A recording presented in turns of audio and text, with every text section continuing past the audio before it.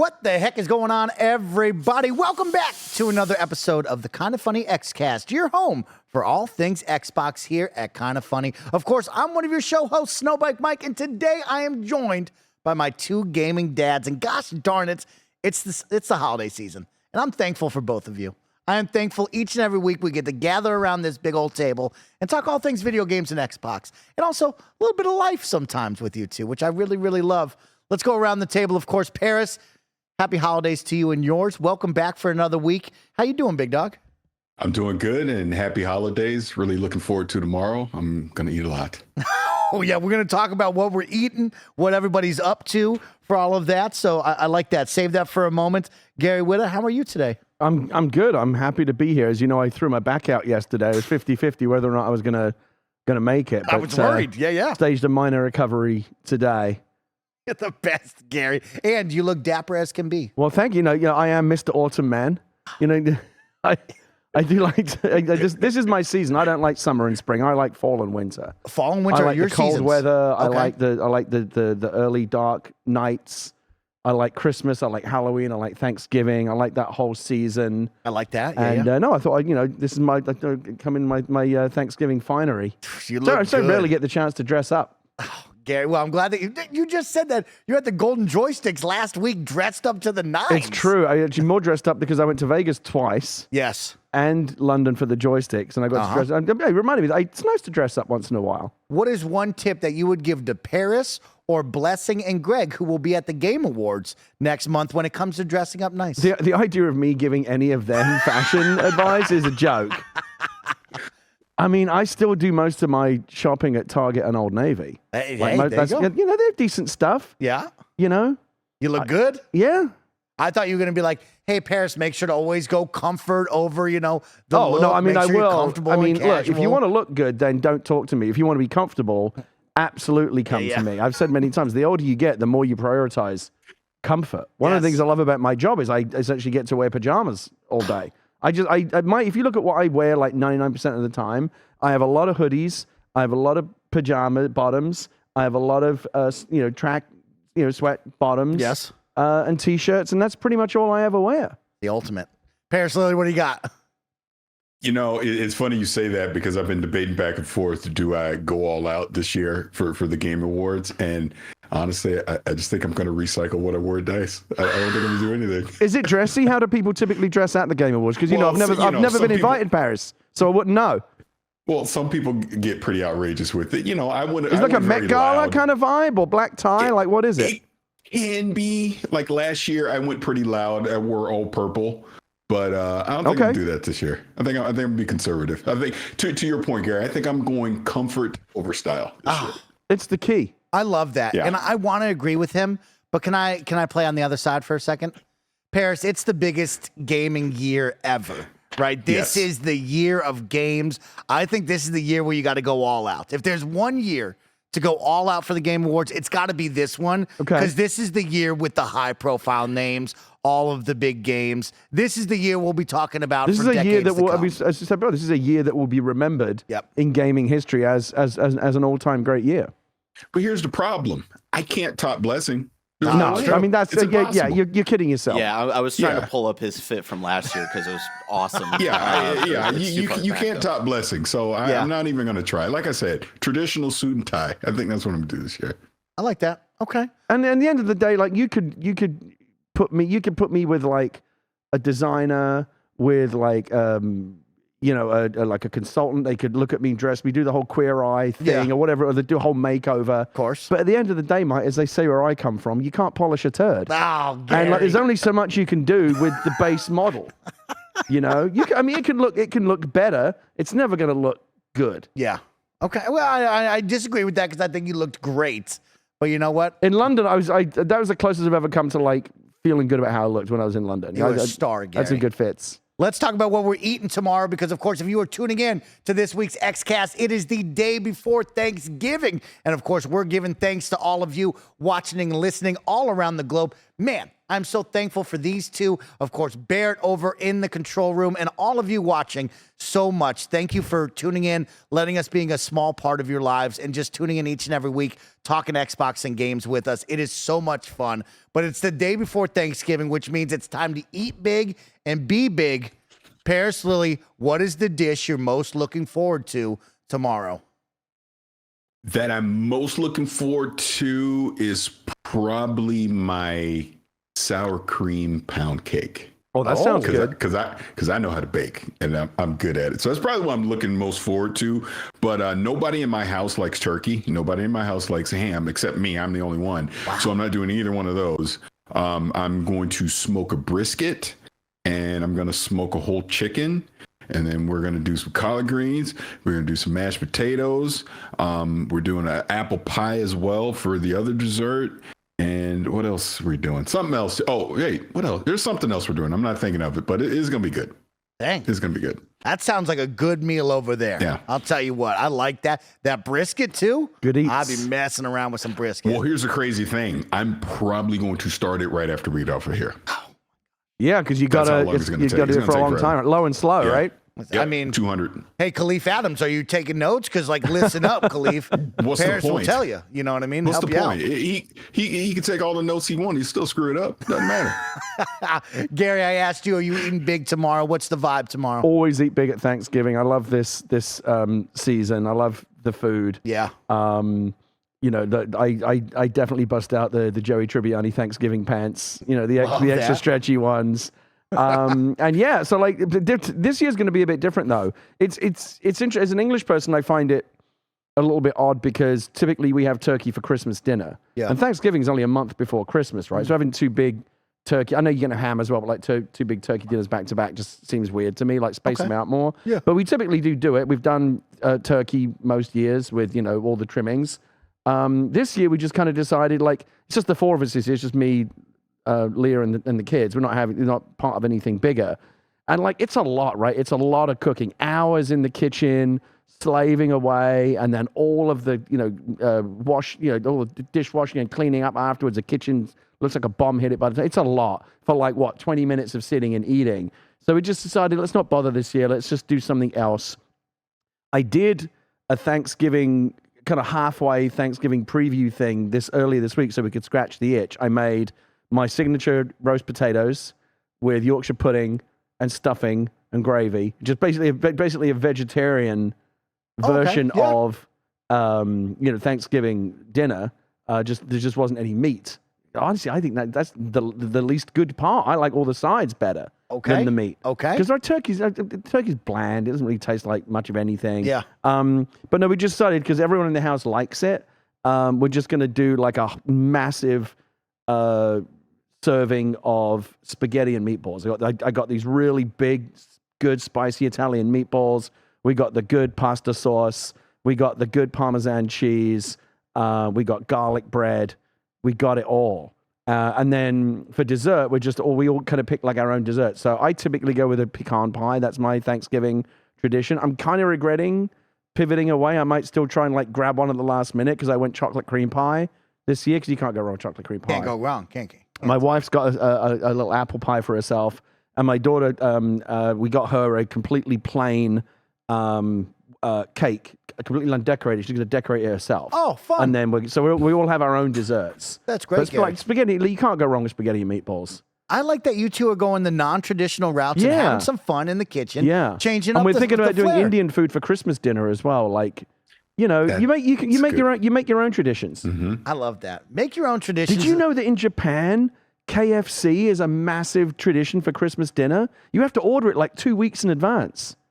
KFC is huge for Christmas dinner in Japan. Okay. Yeah, really That's exciting stuff. Yeah. KFC. So your traditions are what you make of them, right? So I like. Don't get me wrong. I like the turkey dinner if someone else is cooking it and I'm at someone else's house. But it's a lot if you're not having people over. Just eat what you want to eat. Spaghetti and meatballs you can't miss. You know, guys, here we've done 3 years of the Xcast. We've had our traditions of saying what we're thankful for. And so this year we're gonna continue with traditions, but with a little twist. So I got a little twist for us here later on in the show to tease everybody out there. But we got a little bit of stuff to talk about before we move on. And speaking of food, Tell me. before we move on, I got to ask you, what do you got here? because as you know, the great Thanksgiving tradition. In the first, I have no idea if this is actually what happened because I don't know shit about this part of American history. But so I am told, in the first Thanksgiving dinner, the Native Americans shared their food with the Pilgrims. Right? It was a big feast. That's where the Thanksgiving tradition comes from. Here are the foods of our culture. Yeah. Mike, I would like to introduce you to one of the foods of my culture. I just came back from London. It's been a while since I brought any English food. I don't think you were here when I did this. No. But I brought for you one of the crown jewels of English cuisine. I brought for you the McVitie's Jaffa Cake. Have you ever had a Jaffa Cake, Mike? No, I never heard of this. I'm about to change your life. Parris? That's what I was about to say in my mind. I'm about to change your life. Now, there's a twin pack here. Don't get carried away. I'm taking this one home. It's a twin pack. That one is for you, my friend. Oh, okay. So it looks almost like a cookie. So it's like a spongy cookie with a chocolate top, and then there's like an orange kind of gel filling inside. Okay. I think they're delicious. Parris, I'm sorry you're not here to be able to enjoy this. But it is a spongy cookie, Parris. It's a very soft cookie. Chocolate on the top. Yeah, and then like an orange jelly filling inside. Yeah, ooh.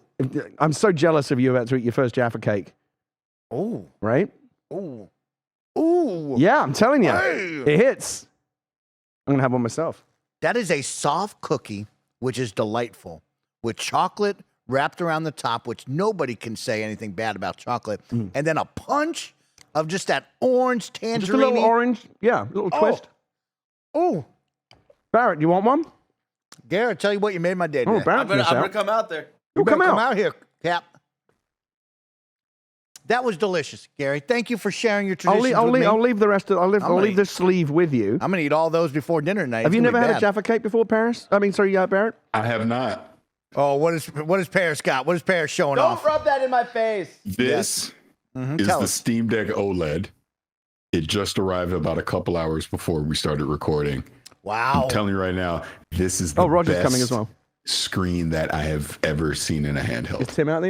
It's better than the Switch OLED. It's better than the Rogue Ally. It's better than any other handheld screen that I have seen. Wow. I know. Okay. I kind of want one, even though I barely used the Steam Deck that I have. Yeah. It's the OLED is a game changer. There's no question about it.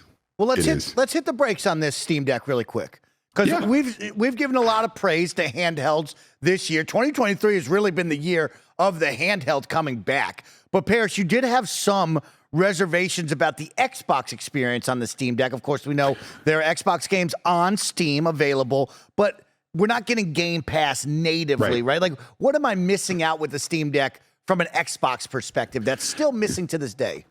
So like on my old Steam Deck, I did the not even a trick, but basically the tutorial. You go into desktop mode and you can set up cloud gaming on the Steam Deck, and it works fairly well. So you can cloud stream the Game Pass games on your Steam Deck. But unlike the Rogue Ally, you can natively play Game Pass games on that. So if you're heavy into the Xbox ecosystem and you take advantage of Game Pass, the Ally is actually the preferred device that you probably want to get if you want to choose between the two.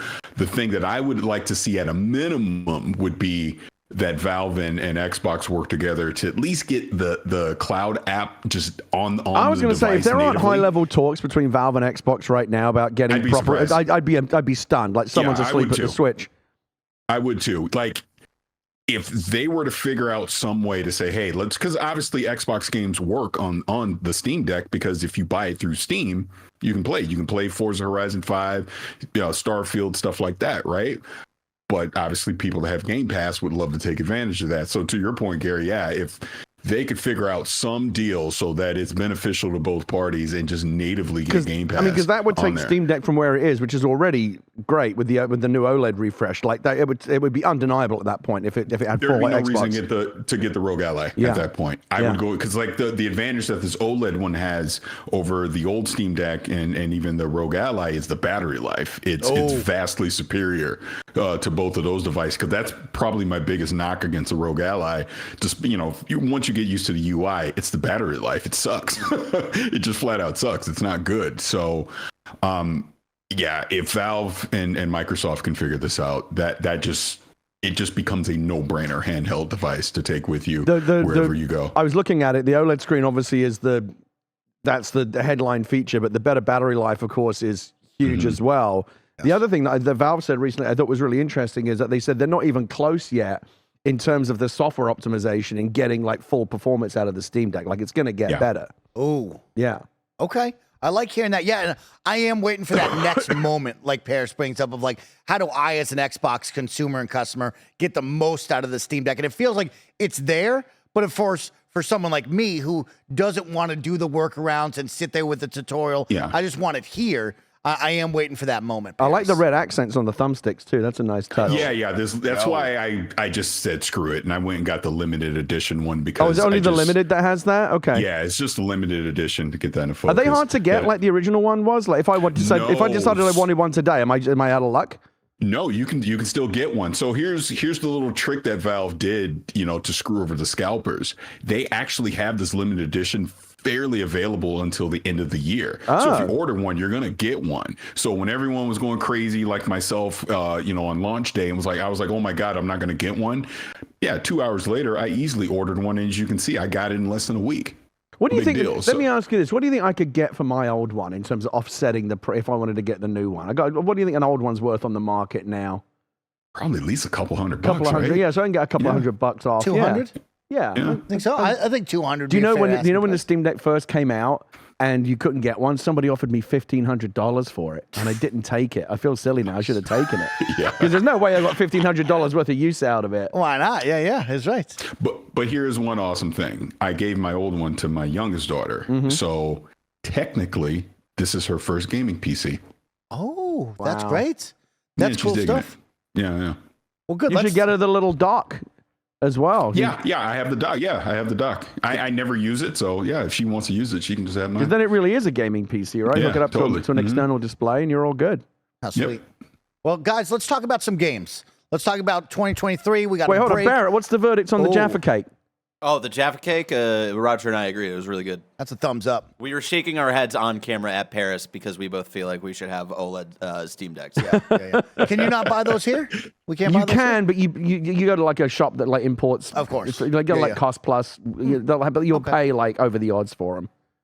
Let's talk about some games. Let's talk about our break ahead and what we'll be playing. And let's talk about what we're thankful for on this special Thanksgiving edition of the KindaFunny Xcast. Of course, don't forget, we post each and every Thursday at 6 a.m. West Coast, Best Coast time on youtube.com/KindaFunnyGames, roosterteeth.com, and of course on podcast services around the globe. Don't forget, we are now Epic Games partners, which means if you are upgrading your look in Rocket League, Fall Guys, and or Fortnite throughout the holiday season, please consider using our Epic creator code KindaFunny at checkout to help support the team in a brand new way. And of course, talking about support, we always like to thank those who support us over on Patreon. We want to thank each and every one of you throughout the whole entire year 2023 for helping keeping the lights and mics on for this small, incredible business of 11 people. You guys have been the driving force to allow us to create some fun content, hopefully be a small part of your lives and your day. So thank you to everyone over on Patreon. Of course, if you haven't signed up to Patreon before and you're listening to the Housekeeping, remember, you can watch shows ad-free. You can watch them live as we record them, just like Cooper is right now, along with Jeremy and so many more. Or you can even take part of so much exclusive content like daily Greg Wave vlogs, where Greg Miller will tell you all about his life and what he's thinking about. You'll get awesome kind of feudy episodes and so much more. So consider thinking about supporting us over on Patreon if you are so able to do so. But thank you to our Patreon producers for the month of November, Jackson Hampton and Delaney Twining. Thank you for your support. This week, the KindaFunny Xcast is sponsored by DraftKings Sportsbook, but I'll tell you all about that in just a little bit. Guys, let's talk about it. We got the break coming up, and it's Thanksgiving. Did you say you had something you wanted to show me? Yeah, I have something I'm going to share with you. you. Okay, you're saving it for later? Yeah, I got something special for you. I think you're going to really love it, Gary. Okay, we'll get there. But guys, for the past 3 years, we've been doing the Xcast. And of course, I have been so thankful and lucky to work with the both of you, with Barrett in control, of course, Alana Pierce, and so many incredible hosts and creators have come on the show. And I'm so thankful for all of you. And over the years, every single year, we gather around, we give thanks for what we're happy with and what we're thankful for from Team Xbox. But this year, I thought we'd do a little twist. We'll keep it all in good spirits, but I want to know what you're unthankful for in the Xbox let's not and go gaming negative, world. Mike. Surely I want not. you to tell me, Gary Whitta and Parris Lilly, what you're unthankful for. I think you're trying to bait me, Mike, because you know how much I like to complain and bitch and moan about shit. Gary, let me pull you and everybody behind the scenes really quick. Hey, it's the holidays, and there's no gaming news. Okay, I just want you to know that Xbox, Yeah, there's nothing going on. Everyone's already already checked out for the year. It's They're Thanksgiving. checked out. So there's not much gaming news. So we had to get fun with it. And then people said, let's get a good rant out of Gary Whitta, rise him up a little bit, Mike, and let's have some fun with what he might be ungrateful for. So, Gary, I'm going to let you sit on that because I know Parris Lilly is prepared. Parris, what are you unthankful for this holiday season?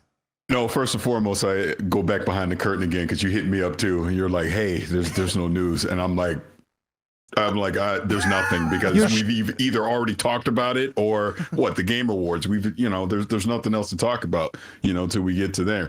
But to your point, when you came up with this great idea about what we're not grateful for, I got to tell you, this Activision Blizzard deal. Oh, that's what I'm not grateful for.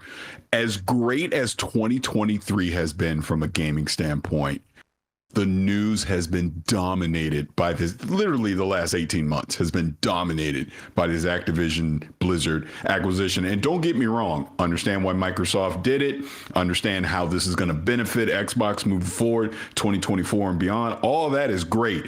But here in the now, this entire year that we've been doing Xcast has sucked because of the Activision Blizzard deal. That's all anybody wants to talk about. Everybody, you got people online becoming, all of a sudden you got these financial gurus and you got these internet lawyers and all these other things that are telling me how stuff is going to work. Then you got the actual FTC thing and Phil and Sarah and Pete Hines and all these people having to testify. And then you got to go back and forth on that and listening to that. And, there'll be the YouTube videos with the clickbait thumbnails.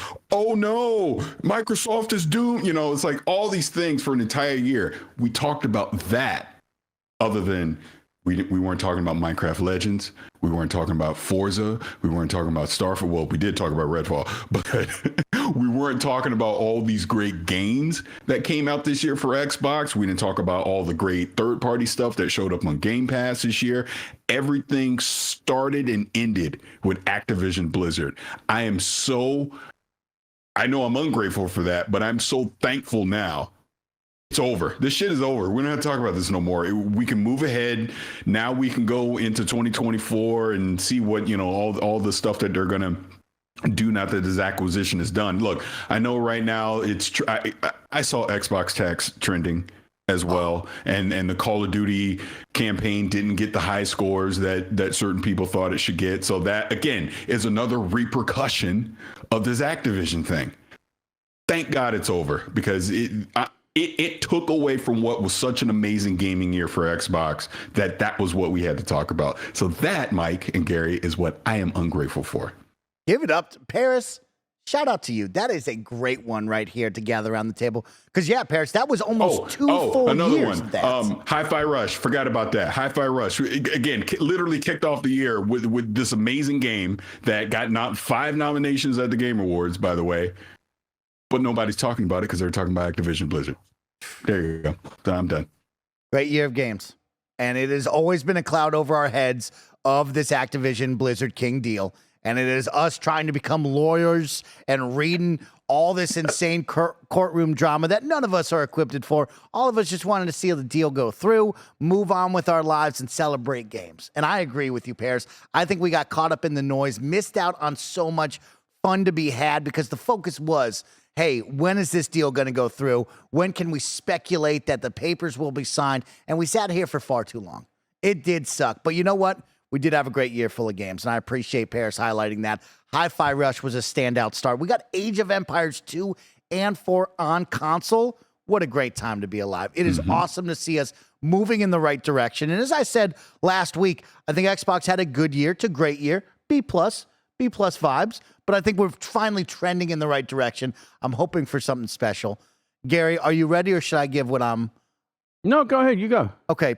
Gary, I was going to save this for a little bit later, but I want you to know that I swiped the card on something stupid this week. Oh, here we go. And I know you're going to love it. He was hyping this before he even got on air, so this better be something good. And it's very cool because I can talk about it on the Xcast, and that's a little one for you to think about. I'm happy to say what has he done? That I've returned to Azeroth. World of Warcraft has called my name, and I've swiped the card for $15 a month to enjoy the world's best MMO. And oh man, am I grateful, but not grateful for this situation that I'm currently in, where I'm paying $15 a month for Game Pass Ultimate, alongside now a WoW subscription for a grand total of $30 a month, when this deal should have gone through. Phil and the team should save me in my bank account and help me save some dollars and some money by bundling this all together in some sort of Game Pass Ultimate Plus, or just put it in there. Why am I still paying $15 a month? I mean, Gary, you and I both know. Well, no, I'm fascinated because I used to be as hardcore gets. Back in the prime days of Warcraft. I was in a high end PvP raiding guild. I was playing probably 12, 16 hours a day. What I'm fascinated because I've never seriously thought about going back because I don't want to go back. Yeah. My memories of Warcraft and my guild are enshrined in amber, and I will always think fondly of them, but I will never try to recreate that. It was a moment in time that some of my best gaming stories come from my time in Warcraft, but I have no interest in ever going back. But just I'm curious to know, because the game has obviously changed and grown, so many expansions, it's become much more bloated and convoluted, and I probably wouldn't even recognize it from the game that I played. For someone, when I played, I was in beta and I played day one launch, which was Thanksgiving, I think 2007. You may remember what a shit show that was when it first, whatever year it was an absolute nightmare. The servers didn't work, but it was just Warcraft. It was just, there was no Northrend, there was no burning legions or anything. It was just very basic. Now it's so huge. I've got to ask you, what is it like, the experience? He's back for more Jaffas. I'm telling you, they're good shit. What is it for someone now coming to Warcraft and rolling a new character? What is it like entering Warcraft in its current form, where it's so much more vast and complicated than it used to be? Yeah, it's very interesting, Gary, because you're talking to someone who has gone in, come out, gone back in, come out so many times. But for me, I think World of Warcraft is in such a welcoming place where if it is your first time, I think it's better than ever on when it comes to receiving quests, understanding where you need to go, what zone you should be in, where you need to then deliver them, right? The fun part is they also have WoW Classic currently going on, which I'm currently playing, and that takes you back to bare bones. Are you playing WoW. Classic or Retail? I'm currently playing Classic right now. Oh, okay. Classic, well, that's different than hardcore. Retail. But here's the deal. I've gone back to Retail. We'll be in Retail soon enough because Classic Hardcore, once you die, you're going to give up and go back. I don't know why right? anyone plays Hardcore. It's absolutely mad. But I love World of Warcraft because I do think it is welcoming. I do think it is approachable. And I do think that there is a number of tools in place where it once was back in the day in the early 2000s to now where you had to have mods on to understand what was going on. I used to have all that. I used to have Curse Forge and all that stuff. Mm-hmm. I used to have all those mods. No, so I mean, you're playing Classic, which the whole point of that is to replicate those early days, that nostalgic feeling. Mm-hmm. I'm curious to know what it's like going into like regular Retail WoW now, what that's like, because my understanding is a very different experience than it used to be. I think it is, but I think it's still welcoming. I think it's great, right? Because you have so many classes and races to choose from. What did you roll, by the way?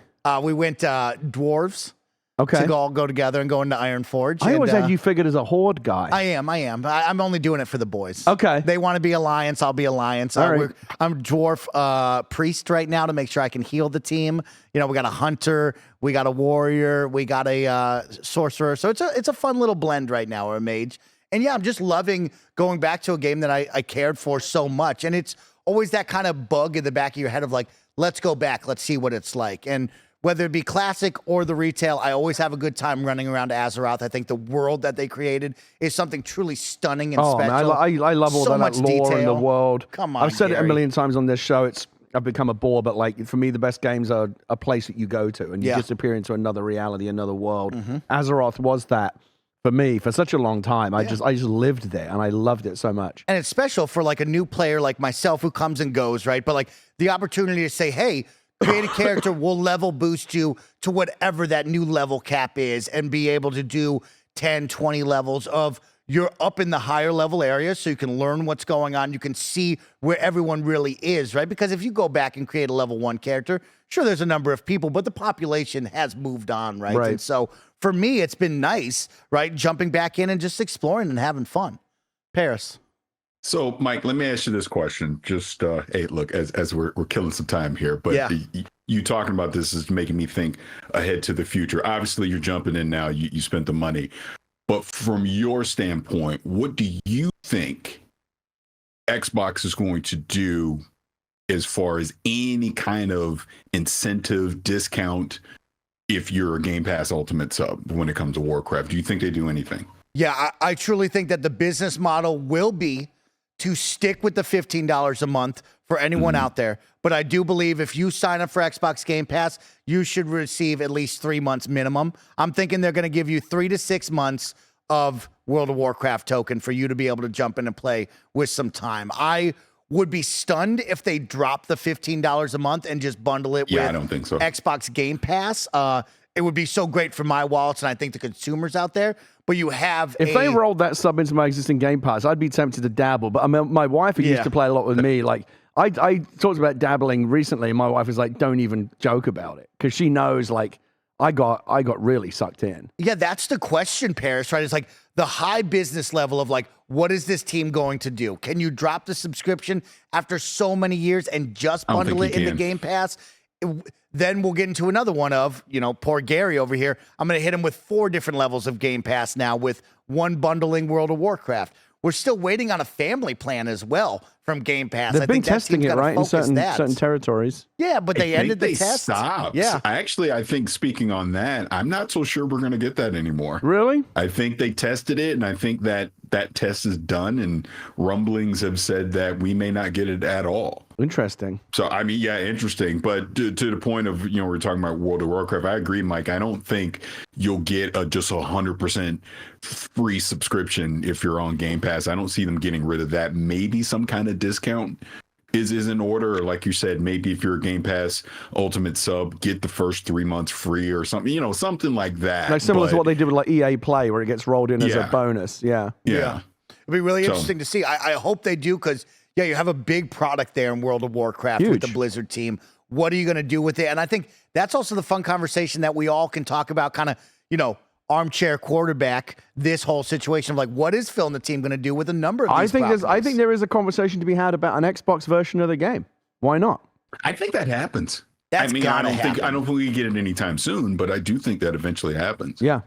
I've been hoping for that. Can I say this? Because I know I've mentioned it to you offline, Mike, and I think I can publicly say this. It's not a big deal. I was originally going to speak with Mike Ibarra at BlizzCon, and then just with scheduling, it didn't happen. And they reached out. He wants to come on the show. So early 2024, we are going to get Mike Ibarra on the show. And I think exactly what you're talking about, Gary, is something I for sure want to ask him about. Like, what are they thinking when it comes to World of Warcraft? Let's get my old pal Chris Metzen on as well. He's back at Blizzard now. Because the vibes are a little bit. This last BlizzCon, BlizzCon after BlizzCon, it's been like one shit show after another. This last one, I think the vibes were back because I think a lot of people in the Warcraft and the Blizzard community who have been a little bit jaded by some of the directions that Blizzard has gone in recently, still love Chris, right? Because Chris is one of the core geniuses of Blizzard's golden age. He obviously left it when he did his own thing for a while. Now he's made this glorious Steve Jobs-like comeback. I think a lot of people who still love and believe in Chris and his creative vision and his brilliance are optimistic that he will breathe some of the old Blizzard, magic back into it.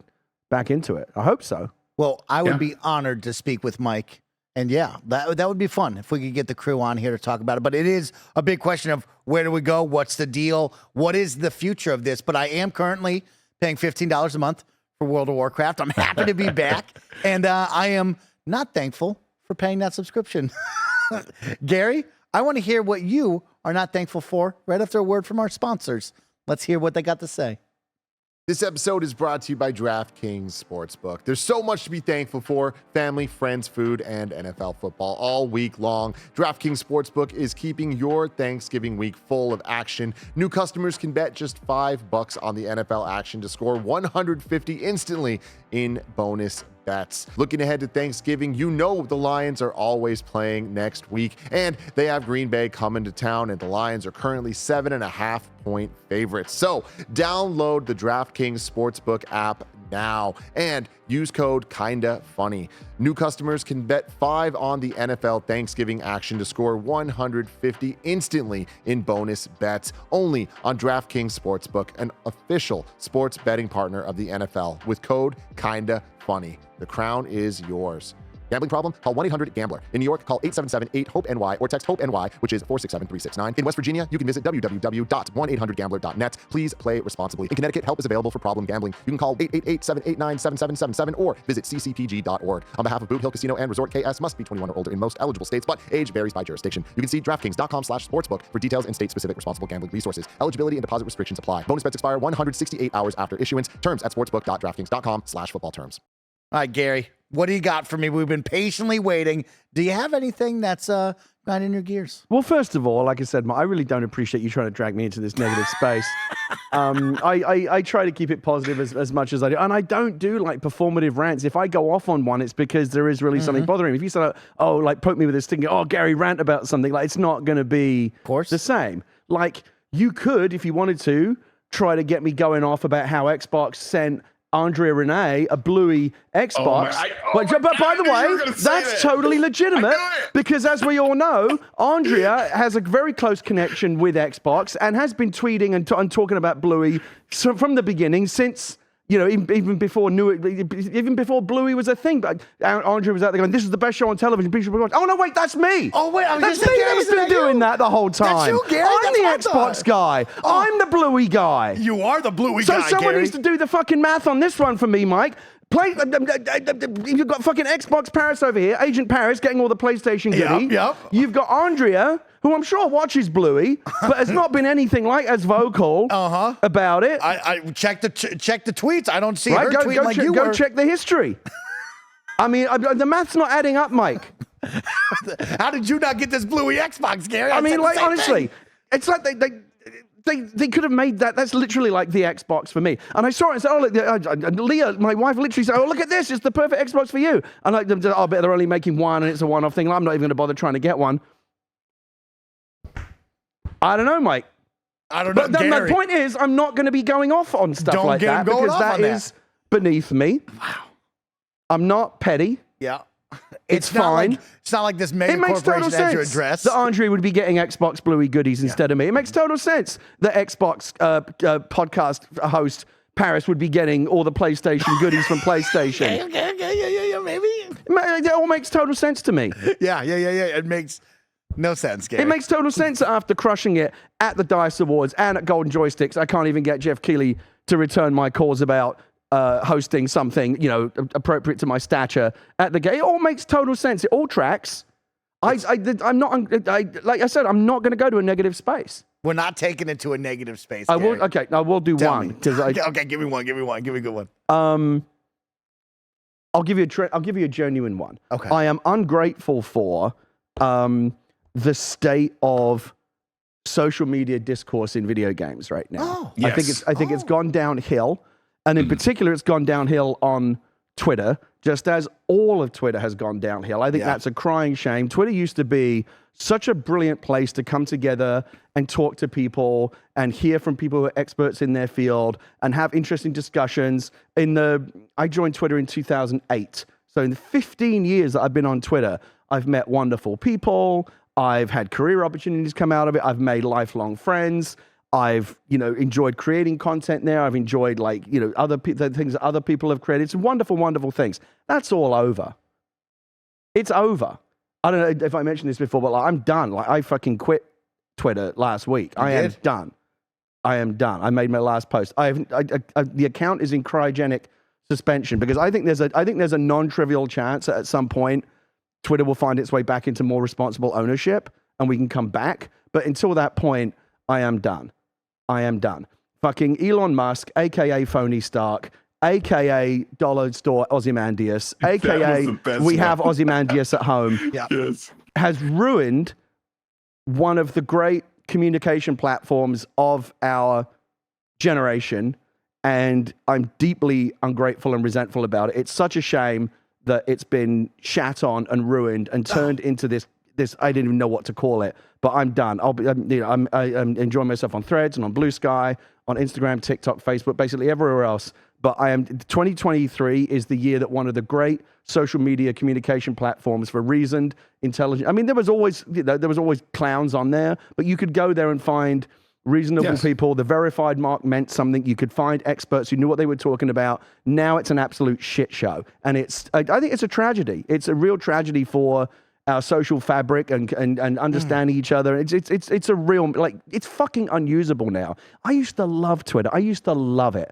And now I can't even go there anymore. It's done. And I think it's a tragedy. It's a crying shame what has been allowed to happen to Twitter. What a shame. No, I love that you're so real about social media, because you know who I think is always a bright light and really has fun with it and encourages positivity is Parris and his social media presence. And I always find close to being Gary. Yeah. I find that Parris, I'm serious. you do a good job. Look, everyone has to make their own decision, and I'm the last. I'm in no position to stand in to make moral judgments about anyone. But how anyone can stay on that platform, given what it now represents, it's fucking baffling to me. No, it's tough. It's tough. And to Mike's point, I have tried to be, positive and, whatever little insight I can bring to exactly everything that you said at the beginning. What I love so much about that platform is, and I even tweeted this the other day because I am starting to get fed up myself, is I will always be thankful for the amazing people that it has allowed me to meet. Right. Exactly. That's right. what that platform over has the last done. 15 years, so many great people. Yeah, but what it has in the past calendar year become, we're on borrowed time. It's like you said, I hope it gets back into some responsible hands, but it is so toxic now that when I do say something, I don't read the comments. It used to be chaos. It used to be a really good place to talk about games. Yeah, and it's really harder to do that now than it used to be. That's something we lost this year. Yeah. I honestly think that's a big thing that we lost this year. Yeah. We totally did. And you know what the unfortunate thing is, just, staring this back in the Xbox, some of the more higher up leadership in Xbox used to be very active on there and interact with the community as a whole. They don't, if you notice, they don't do that anymore at all. I do think that we're at the beginning. I think this most recent shit show, I do think this is the beginning of the end. It's not sustainable. I think that at this point, the hull is breached below the waterline. Oh, that's too bad. Because, like you said, it was fun to talk video games. It was fun to be in a community where others loved it and were celebrating it and having some fun and sharing their cool clips, their dumb moments, and I loved that. The people that are still on Twitter are that part of the Titanic where they're still milling around, like wondering when they can go back to dinner. They don't yet know that the ship is fucking going down. Yeah. Oh, Gary. Those are good ones, Gary. Yeah. And I'm glad that you opened up and shared. But the Bluey, I'm like I said, I was obviously joking about the Bluey Xbox thing. I'm not bothered about that at all. Makes total sense to me that who they would send in it my to. show notes, it says, makes total sense. Gary would not receive this. Absolutely. I mean, why would I get that? I don't care about Bluey. I don't talk about Bluey. Let's talk about the break. Of course, all of us now here in America get to celebrate Thanksgiving. We have a couple of extra days off. We get to watch some football, eat some nice food, hopefully spend time with family and friends, and maybe even sit down in front of the television, play some games. I want to catch up with you guys. Of course, it's been a big 2023. There's been a lot of games. It is hard to be one human being playing all of those games. Near impossible, so I say. And so I want to know, hey, with this extra time off, are there any games from 2023 that you will play and maybe want to catch up on? First of all, when you say time off, I don't know what the fuck you're talking about. I have 2 kids. I don't even know what that means. Time off for Gary is right. No, my backlog is. I joke about it, but I'm genuine. It's a cause of real frustration for me. Like I have a very busy life, and I have a 2-year-old, and my wife does most of the heavy lifting, and we have someone who comes and helps. But like, it's a lot. I very rarely, by the time I get to the end of the day and it's like time to play a video game, I'm too fucking tired. To play. I mean, I tell you what, I am thankful. I'm thankful for certain games. Vampire Survivors, I know that came out last year, but that actually got me I was kind of having a hard time personally at the start of this year, and Vampire Survivors and Diablo 4 actually really helped me get through that. Like, video games are a great distraction when you want to forget about like any shit that's going on in your life. Diablo 4 was my most played game this year. I don't know how many hours I have in, but way more than any other game. I really, really enjoyed playing Diablo 4. And then Spider-Man 2, I've only got like 10 hours in. I got to get back to it. Alan Wake 2, I've not even had a chance to get to yet. So many games that I want to get to that the backlog just keeps growing and growing. My hope is over the holidays I will finally be able to carve out some time to play some games. I like that, Gary. Yeah, I know it's always tough. You're moving a mile a minute. I wish you had all the time in the world, big dog. You know that. Parris, what are you going to play? So I'm completely on the Halo train, so I'm not going to stop playing Halo Infinite. I'm just 100% like addicted to that. So I'll definitely be playing a ton of that over the break. But 2 games that I have not played that I want to find time to jump in and play. One will shock you. I'll save that to the last. But Final Fantasy 16, I do want to jump in and start playing that. And Britt, I hope you're paying attention when I say this. I'm going to play Resident Evil 4 Remake. Oh, okay.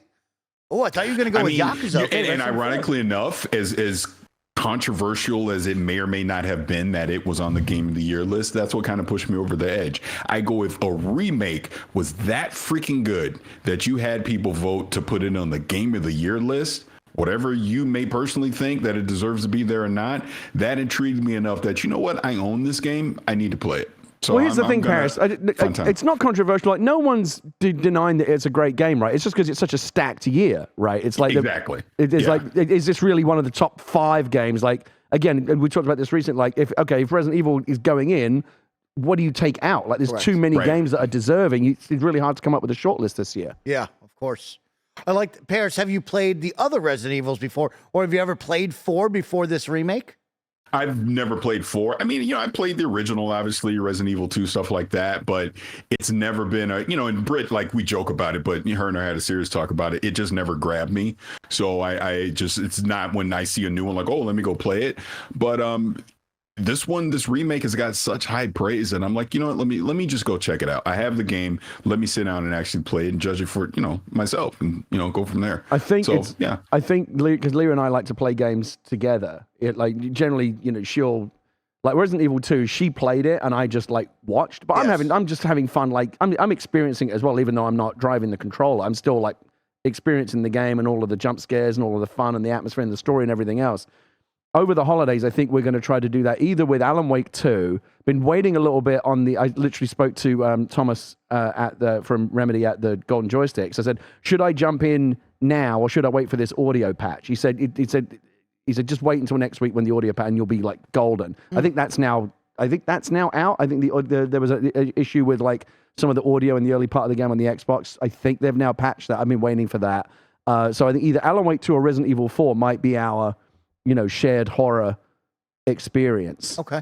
I like Is that. Alan Wake 2 scary? Is it like legitimately scary? Okay. Yeah, definitely some jump scares in there. As someone who's not a huge horror game guy, like, I think, Gary, you and I are kind of aligned where it's like, maybe not 100%, but like scary movies I can hang with because it's not, that's, I'm immersed, but I'm not so into it. Whereas playing a horror video game, that's happened to you. You're in that scenario. Yeah, to me, games a good scary game is scarier than a good scary movie to me. Yes. So I'm a big baby when it comes to horror games, for sure. But thankfully, Andy gets more attention for that. So would you be capable of, if it was like for a charity thing or something, would you be capable of playing a horror game like in a dark room all by yourself with the lights off and headphones on? Absolutely not. You couldn't do it? Absolutely. Yeah, I couldn't either. Mike's going to sneak up on me at some point and scare me. Man. But I will say, like, the vibes are bad in Alan Wake 2, but it's still really good. Like, at one point, there was a sequence that I played, like, slight area spoilers, where you're in kind of like a train tunnel, and I played that entire sequence. I was like, I think I'm done with this game. This sucks. It's too scary. But then 2 days later, in the back of my brain, I was like, but it was kind of cool, though. That's why Alan Wake 2 has me over a barrel. It's a tricky one for me because it's a genre that I usually will not play. Of course. But but a genre aside, it's clearly such an incredible example of just video game craftsmanship and artistry that you have to play it, regardless of genre. I think Gary is you as a writer especially, I think you could get appreciate a lot about what they're doing for this game. I think even having not beaten it, I think this should be the front runner for best game direction for this year at the Game Awards. They directed the fuck out of this game. I think it's a shoo-in. I mean, having not played it, I was at I think it won game direction at at the joysticks. I think Baldur's Gate 3 is going to win most things, but I think direction is something that feels carved out for Alan Wake 2. And I got to the sequence that everybody's talking about for Alan Wake 2, and like the scary stuff, like was all made worth it for that stuff. And I don't know. People post pictures. Is there a photo mode or something? Because people post. Maybe or maybe they're just screen grabs. But people post pictures from Alan Wake 2, like these moody images. And like I haven't seen a single one yet that I wouldn't frame and put on a wall. Like just every frame of that game is perfect. It's beautiful. So my thing is, having played it from start to finish, I went, and I've talked about this before, but I was skeptical when leading up to it, went to that preview event. I was like, oh wait, this is going to be good. Playing that from start to finish. Yeah. Baldur's Gate 3 is good. Honestly, it's going to wind up winning damn near everything for Game of the Year. But me personally, it was my favorite game this year. I mean, that's just how good the narration, the story was, everything about it. To your point, I think the award it probably will get is the direction award, because I think Baldur's Gate gets Game of the Year. But I wouldn't be shocked if it wound up winning. It would be a happy surprise, in my opinion, because I think this was a masterclass. It really was. It's funny. I don't get starstruck anymore because I've been around too long. I've met everyone, been everywhere, done everything. You're so cool, Gary. But I'll tell you this: one of the few people I can think of, and right now the only one that I can think of that other than Miyamoto, who I was once briefly next to and almost had a heart attack. The only person that in this industry that I could meet and be genuinely kind of impressed by and be a bit fanboyish around is Sam Lake. Sam Lake is who I want to be when I grow up. He's a cool dude. I met him. I got to hang out with him. Yeah. Got to meet him. Yeah. Cool time. Cool dude. For me, it's Alan Wake 2, and it's also spending some time in a finally released game for Xbox. It's Ark Survival Ascended. Of course, Gary, if you know Ark Survival Evolved, this is Ark Survival Ascended. Is this the one that has Vin Diesel in it? No, that's Ark 2. We're not there yet. This is the Unreal Engine 5 makeover treatment for Ark Survival Evolved. So it is finally now on Xbox. It dropped yesterday. Me and my friends love the survival games, whether it be Sons of the Forest, whether it be Ark or Valheim. Any of these games where you have a giant world, you can put a lot of people in, and you guys can just create, explore, and adventure with dinosaurs of all things. It's beautiful. This is one of those games that I've always been aware of, but I've never really investigated or I've completely slept on the whole Ark thing. Yeah, I cannot wait to lose time to this game, especially now on Xbox. This game before was the only time where I did another dumb financial decision where I bought a second Xbox Live Ultimate account so then I could have a second Xbox running the dedicated server so then my main Xbox with my friends could play on the dedicated server. It was a whole thing. What kind of game is it? It's a survival game. So it's one of those where you can craft anything, build bases. You can also befriend dinosaurs where you can ride them, tame them. Is it one of those kind of games, though, where I'm running around for the first 10 hours trying to find two fucking pieces of sticks to rub together to make a fire? Because I get frustrated very quickly with those games. Just a little bit, Gary. It's a little bit like that. It's a Rust vibe, but it is awesome to have this now over on console. I know it did take some time, Studio Wildcard working through some of the issues and bugs. Now it is officially out. So this is a game that I will waste a lot of time and lose a lot of time to, and I can't wait for it. You know what I think might be a good person to have in your life, Mike, given that you have been known to make some questionable financial decisions. Yeah. You know how when you have a trust fund for someone, that someone is designated to be like the executor of the trust. So for example, when my daughter reaches a certain age, there's a trust fund assets that become available to her. Okay. But she can't just spend it willy-nilly. There's someone that she has to, that can approve what she can and can't spend money on. She can't just, go to Vegas and blow it all or whatever. Yes. If she wants to buy a car or a house or do something responsible, that's fine. But there's someone there to make sure that she doesn't make stupid financial decisions. I wonder if you could benefit from having someone like that. Would you like to be my conservator? Well, no, because I'm as irresponsible as you are. I love that. I'm just saying a responsible person that could have, some kind of, that would be there to kind of just, check your financial decisions. Well, you're like, hey, Mike, you don't need a second Xbox Live Ultimate account because you want to be able to run around in a video game. Right. Why do that? But I did it because I had to. You know what I mean? I wanted to. Parris, what did you have for me? I saw you raise your hand a second ago. Oh, no. Just before I forget, another thing that happened this week was Bethesda put out that update to Starfield. on the PC side. So now you have, what was it, like some HDR improvements, but the big one is DLSS, and the frame generation is added to it instead of having to use FSR2, I believe. So I did it because I didn't have the Steam version, so I didn't jump in the beta, but on the Xbox app, now that the update came out, I went and enabled it, for my NVIDIA card, and yeah, the performance increase was great. I mean, I'm doing 4K ultra settings, 100 frames per second now with DLSS and frame generation. I looked into that patch and I booted it up the other day, but the one thing that they haven't added yet, which they promised, I'm presuming is coming in the next patch, I hope, is the super ultra wide monitor support, because that's what I want. Yeah, that special monitor. Don't have the 32.9. Woo! You're going to be lost in the galaxy. Oh, my God. Come on. No going back. Guys, let's end the show with a fun one. Shinobi602 over on Twitter reminded me of a fun day today. It's a celebration. It's 10 years ago today that the Xbox One launched, November 22nd, 2013. It is a console generation we don't usually like to talk about. We like to forget about, but there was some moments that we had some fun with. And so, yeah, I just wanted to highlight this of November 22nd, 2013, 10 years ago, the Xbox One. What a special time that was, getting bundled in with the Kinect, jumping into Rise, Son of Rome. What a wild experience. And you know what? One that I will always love, thanks to Titanfall 1. That's the one game that I like to look back on the Xbox One generation and go, man, I was living well with that Xbox One and Titanfall number 1. Is there any case to be made for the Xbox One? Like, do you think at any point in history it'll be kind of reassessed or revisited? Because my personal opinion on it, and we've got some distance from it, is that it was just an unmitigated failure of a generation for Xbox. Like the Kinect is I think will go down in history as one of the most ill-advised gambits in console history, as was the one box to rule them all, entertainment, your cable's going to run through it, all of that. I think it was a good idea in theory, but it didn't work. And jacking up the price of the Xbox, because you couldn't get it without a Kinect, right? It was bundled in, and it made it more expensive than the PlayStation 4. It was just, what a flop. I just wonder if there's are there any redeeming? Parris, do you think there's anything redeeming to look back on the Xbox One, or was it just all out, just best left in the trash can of history?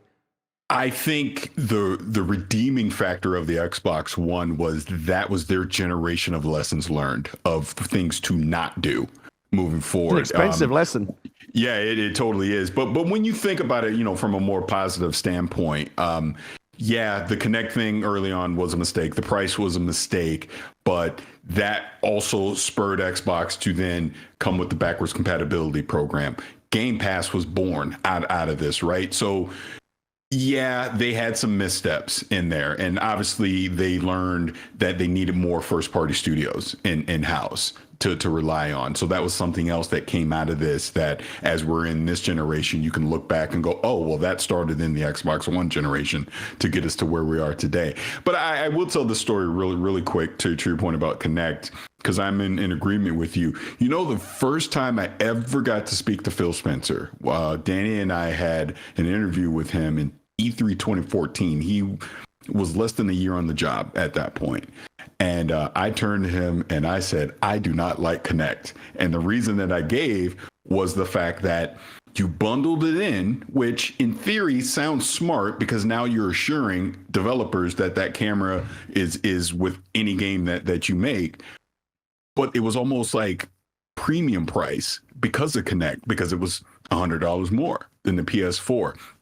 To me, that will always be the fundamental mistake of the Xbox One at launch. Okay, if you're going to include Kinect, you better be giving it away to the consumers in comparison to your competition. So the fact that PlayStation was able to undercut them by $100, it was doomed to fail right then and there. And obviously they pivoted and decoupled it, lowered the price of the Xbox One. But at that point, unfortunately, it was just too late, I think.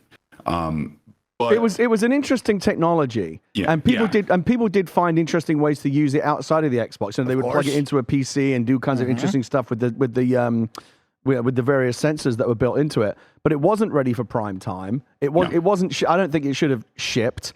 You remember the demos where the guy was reacting after the game did. Remember trying to land the spaceship in Star Wars, and it didn't matter. You could tell it was just a pre-recorded video, and people could see it was fake. That was embarrassing. It didn't work as advertised. I remember waving my arms around trying to get Dance Central to work. Just give me a controller. This is the thing.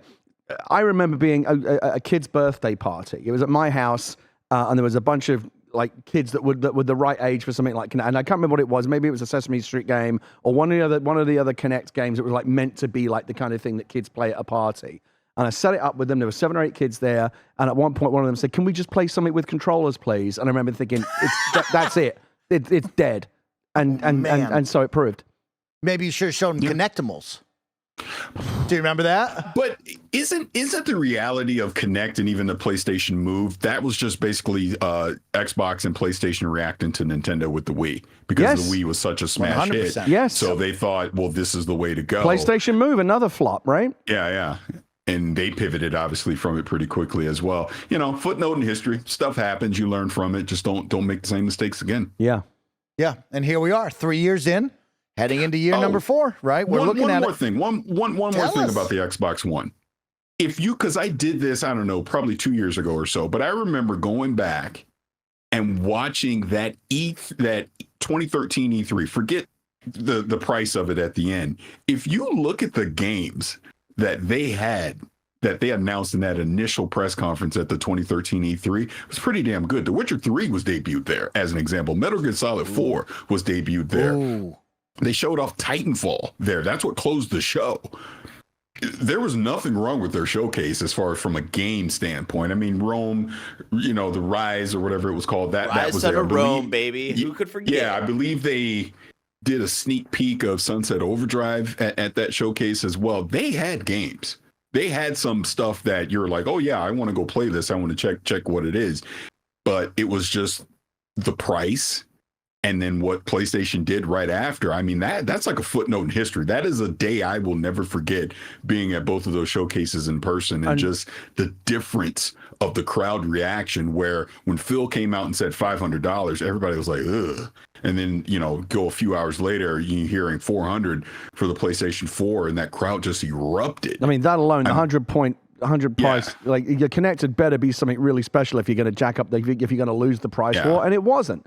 I remember when Phil was on the show, he said something that I'd never thought about before, but I thought was really interesting in terms of the long term, because it didn't just cost Xbox in that generation; they continue to pay for that failing. Exactly. Right? Oh yeah. Yes. When he made the point about how, like, he said it was the worst generation to lose because it was the first generation where people started to really buy games digitally and build their digital library. And once you get embedded in a digital ecosystem, like I'm an Apple guy, right? Because all of my shit's like in the Apple. It would be hard to move. It would be a big hassle to move to like something else. And like, if half your game library is on Xbox or PlayStation, it's like, well, my stuff's over here already. Like in other circumstances, I might move, but no, like I'm already embedded in this system. And that was the generation where that started, where people started to get embedded more in PlayStation than in Xbox. And that is something that Microsoft is going to be chasing to catch up with for, the rest of history. It is wild that we will always look back on this anniversary and talk 11 years, 15 years, 20 years. It will always be a very similar conversation of how the Xbox One just didn't land. What is Don Matrick doing now? I don't know. What's Donnie up to? By the way, I said Metal Gear Solid 4, I meant 5. Oh, yeah. Because I can see the comments already. It was 5, not 4. Guys, it is time to say goodbye and head into the holiday break. I am very excited to eat big, and I am thankful for both of you, for Barrett in Control, and all of you watching and listening out there. Thank you for tuning in to another episode of the Kinda Funny Xcast. We'll be back next week after Thanksgiving, heading in to the end of the year and looking forward to 2024 with you here on the Kinda Funny Xcast. We're bringing a whole lot of green into the Kinda Funny studios, and we're so happy to share it with all of you. On behalf of Parris, Gary, myself, and Barrett, we are thankful for all of you. Have a wonderful weekend. Goodbye, gamers.